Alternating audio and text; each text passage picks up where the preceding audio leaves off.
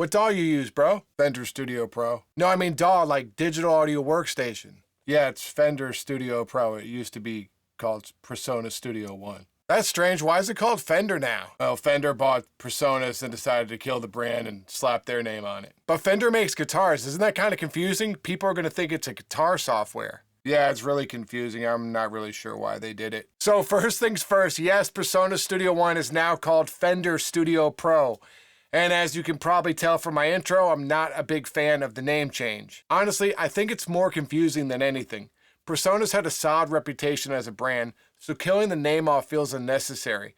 But that's the corporate world. Now, they mentioned in the intro video that it is still the same team in Berlin building the software, which is reassuring. But I'll be honest, I'm still concerned about the long-term direction. My worry is that Fender will start stuffing this DAW with Fender-specific features, bloating it, and eventually sidelining it altogether.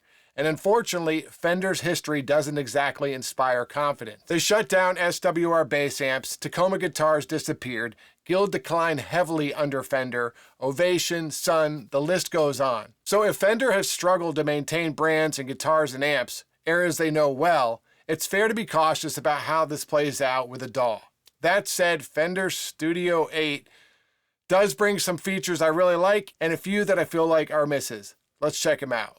Now, first things first, the first major annoyance with a whole new application name is I had to tell the other software that I use that I'm using the same software, but it's just named something different. So for instance, SoundFlow, where I have a bunch of quick keys programmed for Studio One, I now had to switch the application name to Studio Pro, and then my Logitech mouse, which I have two little quick keys here on, I had to reprogram for Studio Pro. And well, it's not a big deal. It doesn't take a lot of time. It's just annoying because before, if they just kept the name, it would have just upgraded when I upgraded the software. All right, so now on to something I actually do like, and that's the update to the customization of the inspector. So the way I work in Studio One is I like to be able to click through tracks. I'm gonna keep calling it Studio One, I'm sorry. I like to click tracks, and then I have my plugins and sends over here, and I can turn the fader up and down, pan, so forth and so on. And then my edit effects are all up in here. What they've done though, and you can see now the event effects are up here, which is kind of cool. And then you have the inspector and then your fader. So you can still move them around. They've made it a bit more clear on how you can move them around, which is helpful. But what I like the most is if you click on one of your tracks and you right click and go to customize, all your customization stuff is here now, and now you can customize a bunch of stuff in the inspector. So for audio events, if you don't want any of this stuff, you can get rid of all of that under the audio events, or you can add it all or just take some of it out, it's nice to be able to clean that stuff up.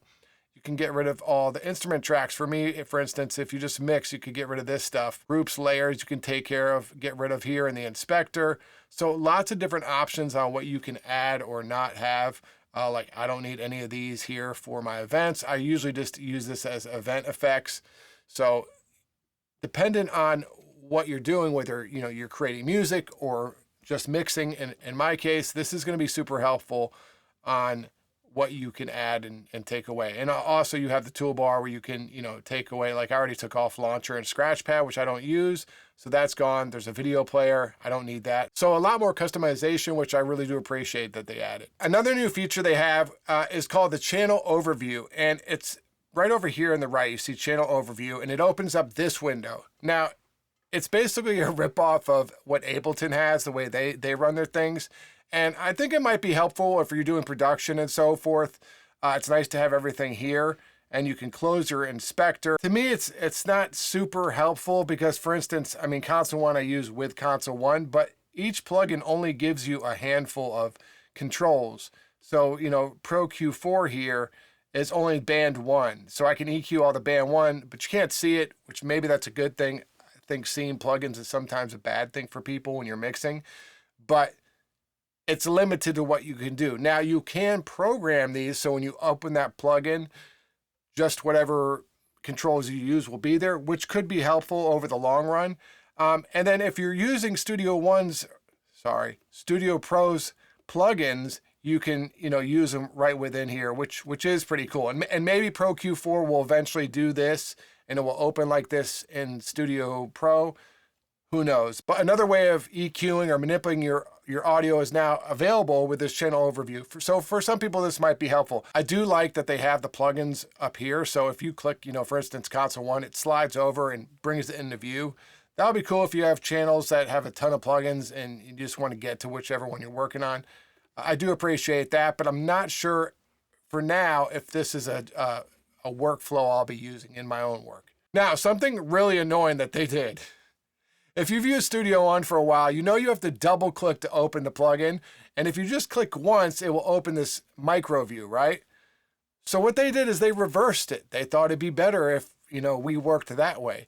So after years of programming my brain to double click on a plugin, I now have to just click once to open the plugin, which is good. It's the way it always should have been, but it's still a reprogram that's going to take a while. And already mixing a song in this new software, I've been double clicking and opening this, which is now double click the micro view.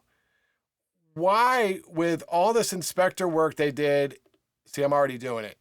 With all this inspector work that they did, why they couldn't have just put the option to not have micro view. Maybe the next update you guys can do that. The micro view is annoying. I never use it. Maybe some of you do, and God bless you. I'm glad they have it for you. But for me, micro view is nothing but an annoyance. Make it an option so we can turn it off, and then I can double click or just click and the plugin will open. Now this next feature is probably the most standout for me. And this will work for, if you're just mixing or if you're production, whatever it is, but it's this new audio to note feature. Now say I have this snare drum here, right? I can right click on the audio file and go to audio, and you'll see now they have extract drums and extract note. This is just a snare. I haven't tried it on extract drums, like where there's probably, a stereo track with a bunch of drums, and see if it all divides it. I hope it does. That would be even better.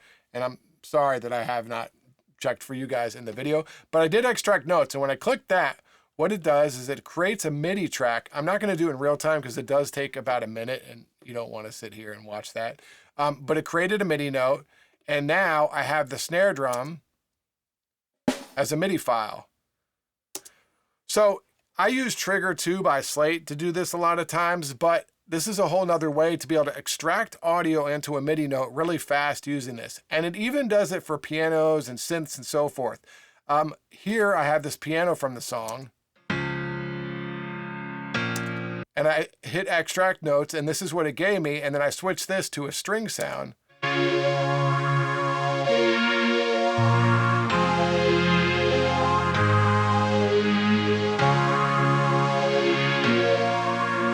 And it's pretty perfect. It sounds the same to me. So this is a great feature for production, even mixing. If I feel like a string could help just a little bit in the background of a piano to carry a mix further, this is a new thing I can use to do that. So really cool feature, this audio to note option. I'm sure there'll be tons of ways to use it for producers and mixers alike. Okay, we also have some new plugins. One is this Studio Verb, which sounds really nice.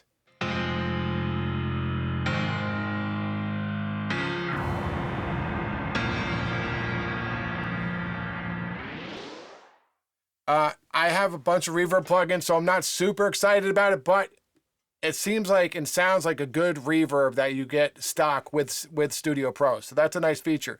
The other part that I'm a little more excited about as far as plugins that come with it is the Rumble Native and the Mustang Native. And here I am double clicking on stuff.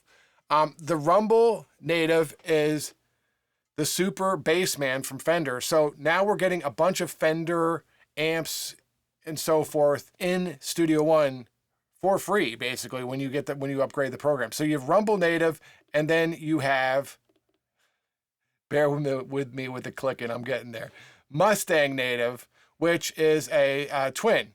And so you have the twin here, and then for the Rumble, it's the bass, right? Now, this thing sounds great. I have it on a bass here.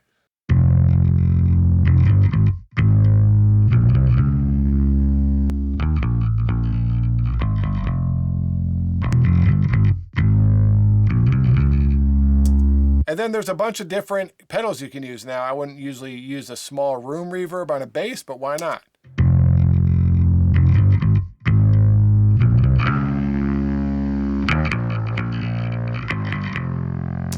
And then if you click this add button, look at all these pedals, like just tons and tons and tons and tons. So this will be fun for, if you're a guitar player, Fender Studio Pro looks pretty cool now. And also for me, I love taking pedals and using them in mixes. So, I got a lot of things to look at with all these now. And then also just using them like I'm using in this mix here, using the Bassman on the bass. Sounds really good. Okay, so that's my quick and dirty overview of some of the new things that I personally find helpful in the new Fender Studio Pro. There's also updates to Impact and Sample One and other production tools that I don't normally use. So if you are looking for that, you might want to find a different video. I'm more of just a mixing guy. So, final thoughts here. So far, I think it's a good update. Was it worth the $100 I just spent? I don't know. The note thing's pretty cool, being able to do that. I like the improvements to Inspector. Could I have stayed at Studio 1.7? Totally, it would have been fine. For me, it's not a huge update. This is like, to me, this is a 7.5 update that they just decided to call 8 because they're switching the name to Fender. That's my personal opinion. It's more like a 7.5 update. And if you followed Presonus over the years, right around now is where we would have usually gotten a 7.5 update. So I think they just decided to call it 8. Sounds better. Put the Fender name on it. Corporate America at work, baby. So anyway, that's my review. Let me know what your guys' thoughts are in the comments, and I will talk to you guys soon.